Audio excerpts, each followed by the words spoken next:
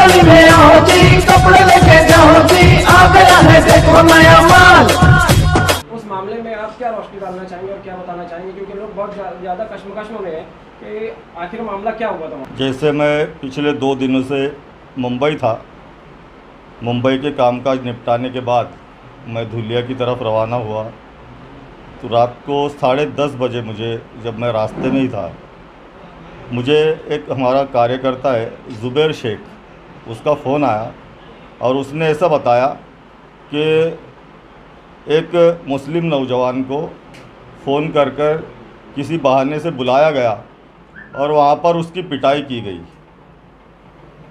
उस मामले को लेकर कुछ हमारे लोग पुलिस थाने पहुँचे और वहाँ पर उन्होंने जो वहाँ के पीआई है ज्ञानेश्वर वारे, उनसे ये कहा कि इस नौजवान की बेवजह इसके साथ मारपीट की गई है, तो जिन्होंने मारपीट की है उनके ऊपर गुना दाखिल किया जाए।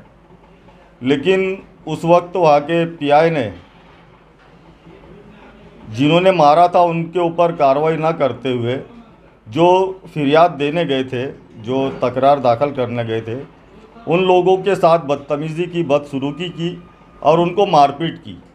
उस बात को लेकर वहाँ के कुछ नौजवान गुस्सा हो गए, आग बबूला हो गए और उनके साथ कुछ औरतें भी थी। तो एक औरत ने चिढ़कर और जो वहाँ के पिया है उनको धक्का देकर और एक पत्थर उठाकर पुलिस स्टेशन की जानिब उछाल दिया। और ये सब देखते हुए जो वहाँ के नौजवान थे वो आग बबूला हो गए और उन्होंने पुलिस को मारना शुरू किया, उनकी गाड़ी पर पथराव वगैरह करना शुरू किया। इससे हालात काफ़ी बिगड़ गए थे।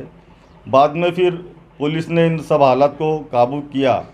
उसके बाद दूसरा हादसा ऐसा हुआ कि पुलिस ने जो वहाँ का पीआई है उसने लाठी चार्ज वगैरह ना करते हुए अपने पिस्तौल निकाली और डायरेक्ट हवाई फायर की।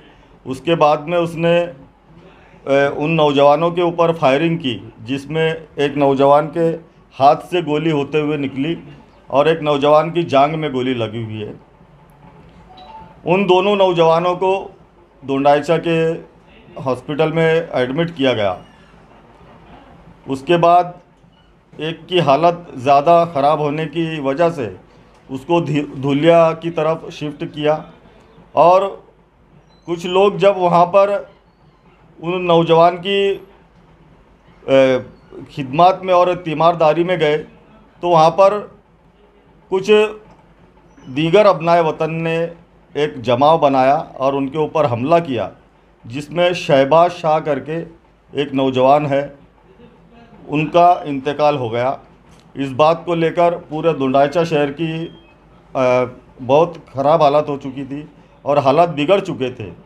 उस वक्त मैंने फ़ौरन नासिक परिक्षेत्र के जो पुलिस महानिरीक्षक है प्रताप दिगावकर साहब, उनको फ़ोन किया और उनसे कहा कि फ़ौरन आप एसपी साहब को यहाँ भेजिए और आप खुद भी आइए।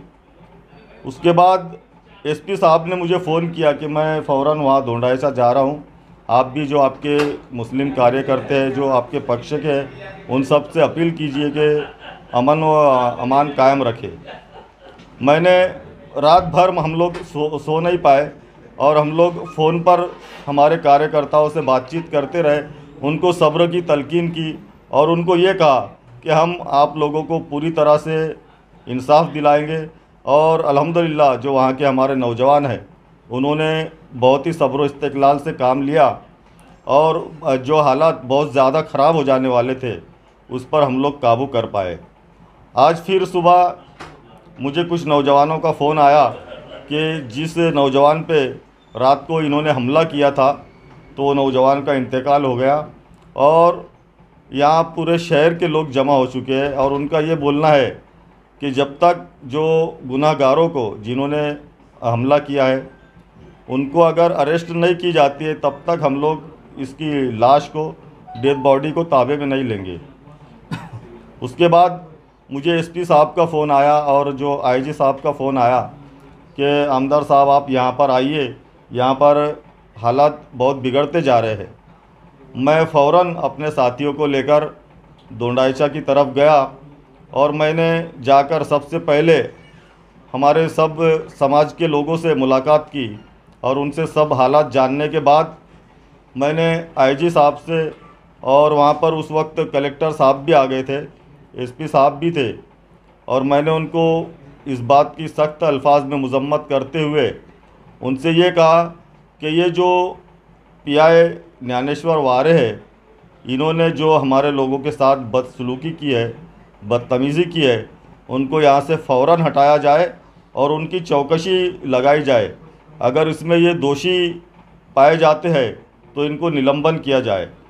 उस वक्त हमारे जो आईजी साहब है और जो जिलाधिकारी साहब है, उन्होंने फ़ौरन एक हुक्म नाफिज किया कि इसकी मैजिस्ट्रेट इंक्वायरी की जाएंगी और जो पीएसआई देवीदास पाटिल और ज्ञानेश्वर वारे जो पुलिस इंस्पेक्टर है, इन दोनों को फ़ौरन वहाँ से हटाकर और कंट्रोल रूम में जमा कर लिया गया है और जल्द ही इनकी पूरी चौकसी होने वाली है।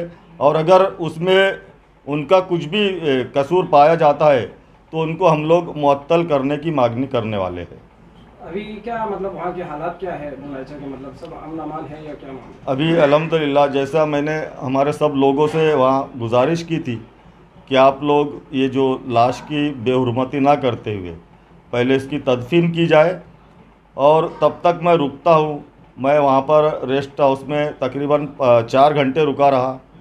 तदफीन होने के बाद में एक डेलीगेशन आया मेरे पास, उन्होंने सब पूरी मालूमात दी और अल्हम्दुलिल्लाह उसी वक्त मैंने आईजी साहब को, कलेक्टर साहब को और एसपी साहब को बुलाकर वहाँ के जो हमारे लोग हैं उनके सामने ये सब बातें रखी और उन्होंने हमको यकीन दहानी कराई है कि हम जो मुजरिम है उनके ऊपर मौका के तहत कार्रवाई करने वाले हैं। जैसे उनके ऊपर दफ़ा 302 जो कत्ल की कलम रहती है वो तो लगाई गई है, उसके अलावा मौका के अंतर्गत हम लोग कार्रवाई करेंगे और जो वहाँ का जो पुलिस इंस्पेक्टर है और वहाँ का जो पीएसआई है, इन दोनों को फौरी तौर पर वहाँ से हटा दिया गया है और उनको यहाँ कंट्रोल रूम में जमा कर लिया गया है। इससे हटकर एक लॉकडाउन के मुताबिक सवाल कि जैसे पिछले दिनों में आपने लॉकडाउन में जो है बहुत अच्छी खिदमत अंजाम दिए, आने वाले दिनों में अगर लॉकडाउन होता है तो आपकी क्या तैयारियां हैं, मतलब उसके बारे में कुछ रोशनी डालें। हमारी पूरी कोशिश ये रहेंगी कि इंशाअल्लाह ताला हमारे शहर में लॉकडाउन नाफिज ना किया जाए, और अगर लॉकडाउन लगाया भी जाता है तो वो सिर्फ रात का रहेगा, दिन में इंशाअल्लाह ताला हम लोग लॉकडाउन यहाँ नाफिज नहीं होने देंगे। अच्छा, जैसे कि आप एमआईएम से यहाँ पर है, मालेगांव शहर में भी एमआईएम के जो है एमएलए साहब है, मगर उनकी कारकर्दगी से लोग वहाँ पर मुतमईन नहीं है। आप उनके लिए कोई मैसेज या वहाँ के अवाम के लिए कोई मैसेज देना चाहेंगे? देखिए, मैं सिर्फ अपने लेवल पर ही बात करना चाहूँगा। मुझे मालेगांव के जो हमारे मुफ्ती साहब है वो किस तरह से काम कर रहे हैं ये उनकी बात है। मैं यहाँ मेरे तौर तरीके से काम कर रहा हूँ और अल्हम्दुलिल्लाह यहाँ की आवाम मुझसे खुश है और मेरी कोशिश है कि मेरा एक दिन एक लम्हा भी बग़ैर कौम की खिदमत किए हुए ना गुज़रे, ऐसी मेरी कोशिश रहती है। मैं हर हफ्ते 2 दिन मुंबई जाता हूँ और अल्हम्दुलिल्लाह वहाँ से बहुत ढेर सारे काम मैंने अपने शहर के विकास के लिए मंजूर करवाए हैं, जिसकी आप लोगों ने भी शायद आप लोगों को तफसीली मालूमात होगी। आज ही हमने एक मालेगांव रास्ते का उद्घाटन किया है। दशहरा मैदान से लेकर गुरुद्वारा चौक तक उसका डामरीकरण और दुरुस्तीकरण के लिए हमने 1 करोड़ रुपए का निधि मंजूर करवाया था। उसके काम आज अल्हम्दुलिल्लाह शुरू हो चुका है और आइंदा हफ्ते में एक जो हमारा 40 गाँव रोड है, जो चौफुली से लेकर तो लोकमान्य हॉस्पिटल तक, उसकी दुरुस्ती के लिए, उसकी मरम्मत के लिए हमने सरकार से 3 करोड़ रुपए का फ़ंड मंजूर कर लिया है। इंशाअल्लाह अगले हफ्ते वो काम भी हम लोग शुरू करेंगे। अब एक सवाल जो है, जैसे कि हमारा मानव समाचार जो है वो धुलिया शहर में भी शुरू होने जा रहा है, आप उसके बारे में कुछ आवाम को बता देंगे तो शुक्रिया होगा। मानव समाचार जो है अल्हम्दुलिल्लाह एक बेहतरीन चैनल है जो सच्चाई आवाम के सामने पेश करता है और अच्छी बातों को उजागर करता है। वो जिस तरह से बेहतरीन तरीके से मालेगांव में काम कर रहा है, हम नेक ख्वाहिशात का इजहार करते हैं कि धुलिया शहर में भी हो राजधानी।